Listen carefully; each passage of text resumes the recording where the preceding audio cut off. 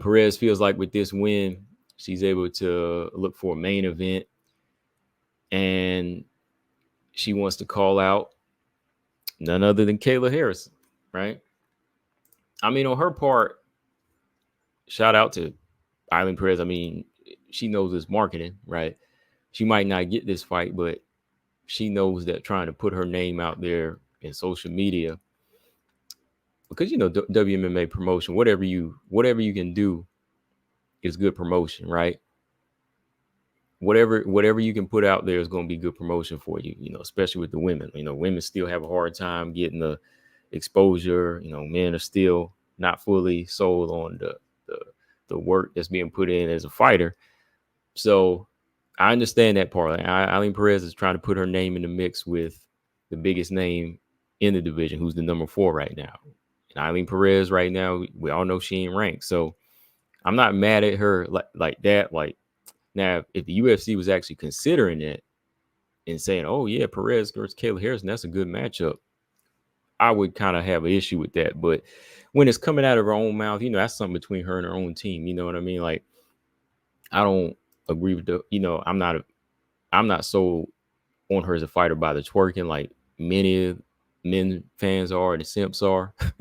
That's not my thing, but that's something that they probably say, okay, that's what we're gonna use as a market. We're gonna call out Kayla Harrison, and we're gonna make sure we twerk it every way in and every fight. We're gonna keep doing that. I mean, that's her way of promotion. Like I said, that's how they feel like they get out there. I mean, I'd rather her call out Kayla Harrison than twerk, So, but yeah, to me, it's just more of a marketing deal. It's just to let people know that, hey, I'm out here. Hey, look at me. How would that be for, as much as I say Kayla Harrison needs to fight somebody else besides the title shot, it's not really a fight that should be on Kayla Harrison's radar anyway. So I'm sure, just like anybody else that knows the sport, is not really going to pay it no mind. I'm just talking about it because she mentioned it. And, if y'all ask me, I'm going to tell you like it is. Kayla Harrison is number 4, and Kayla Harrison is just too much for Ailín Pérez right now. We talk about an unranked fighter versus somebody who's huge and just beat a former champion. I mean, huge by, physical stature. And, is somebody that Ailín Pérez hasn't even worked up to facing yet. But yeah, I agree, Marcus. Marcus says Ailín needs to fight GDR. That's a good fight, because let's look at the rankings. Perez ain't ranked, and I don't think she'll be ranked tomorrow, right? She won't be ranked off a fight over Jocelyn, because Jocelyn's unranked. So number 15, GDR. Or, well, yeah, Jocelyn Nunes ain't ranked anymore, because I said that yesterday or the other day. Chelsea Chandler, I know that was kind of a fight that was mentioned at one point. I know Chelsea would have liked that fight. Anybody for her, she should fight anybody. But yeah, GDR, that would be a good fight. GDR ranked number 15. That's the lowest rank. But at the same time, that's a lot of experience. So Ailín Pérez versus GDR, that's the kind of matchup I like to see. But, there's my man BJ in the building. Marks, there you go right there. What's up, BJ? Everybody, BJ from No Filter MMA in the building. I told you at some point his ears are going to be burning. He heard his name mentioned. And here we go. Yeah. Is that right? Chelsea Chandler versus Yana Konaskaya is happening, you think? Okay. Well, that's good to know. As long as Chandler can get back in there fighting at number 12, that's good. But yeah, BJ, if you just walked in, Marcus makes a good suggestion. GDR versus Ailín Pérez is a good matchup.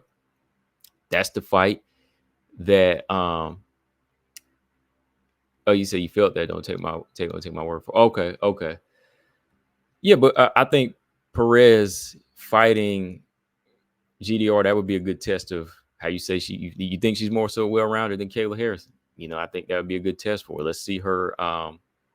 Let's see if she can switch to what Norma Dumont did, and just completely out hustle and out grapple and control GDR.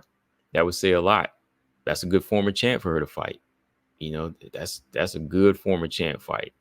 She could say, well, okay, I beat former featherweight champ, where Kayla Harrison beat former bantamweight champ. So it's a ladder to climb. Like I said, I if you missed this too, BJ, like I said, I don't think that fight needs to happen right now. I still think Kayla's more well-rounded, but I understand why Perez is putting her name out there.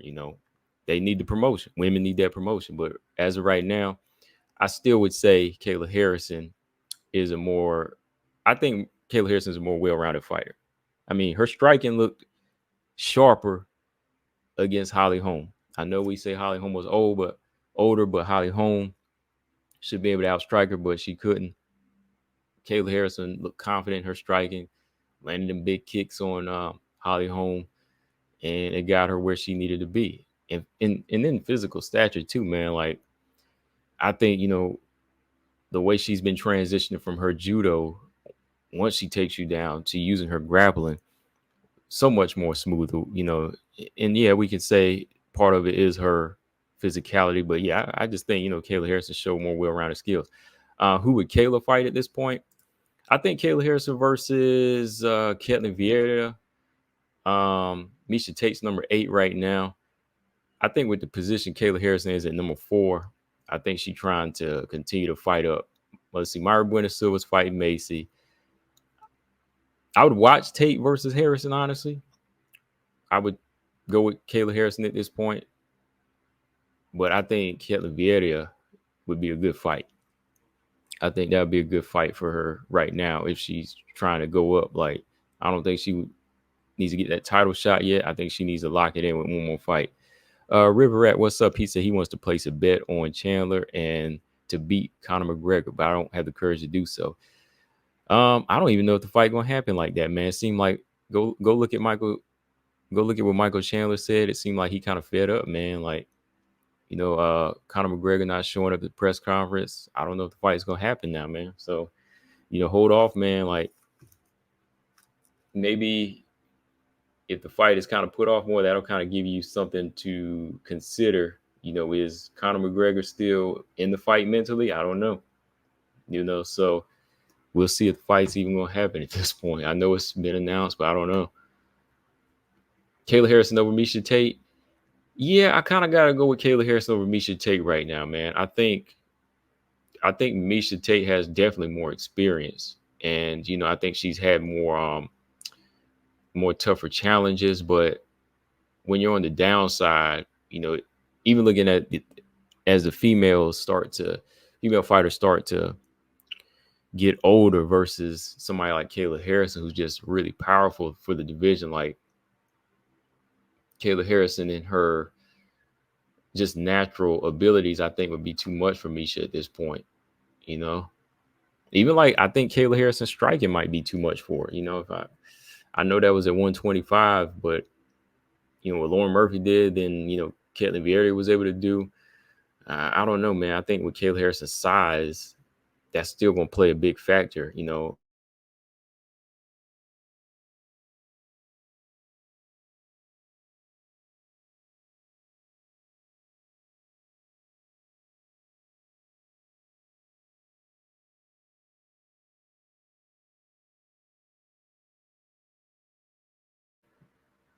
If y'all hear a printer go off or noise, that's my printer going off right now. I'm in my office printing stuff out. All right. A specific fighter will have to beat Kayla Harrison, which I'm thinking more of a Pacheco or a Mahatnika type fighter other than Amanda Nunes. Right. Yeah, Marina Mahatnika, she had the durability. I just didn't think she had the striking at the time. Like, maybe the striking and a little bit of the IQ at the time, but she definitely was strong. Like, she could come back and still fight Kayla and do it, maybe beat her. Those two girls, like Pacheco, your ground game and your strength have to be somewhat equal, and your defense has to be somewhat on that level. Like, yeah, those two women probably have the best. Even now, like, when you look at Amanda Nunes coming back, I don't know if it's going to be an easy task for Amanda Nunes, and that's why I don't really think Amanda needs to come back and take that fight. Yeah, I think Amanda just kind of needs to ignore that at this point and just stay gone. All right, Brian, what's going on, man? But yeah, Ailín Pérez calling out Kayla Harrison. That's what I feel right now. I think it's just, a good marketing ploy for her. Just get her name out there, because we know for sure at being unranked, you ain't gonna fight no number 4 fighter. Call for GDR, call for Chelsea, call for Yana, call for any of those girls. But Kayla Harrison, that's kind of out of reach right now. Can't twerk your way up to the rankings. I'm gonna put it that way, y'all. You cannot twerk your way up the rankings. Not even at 135.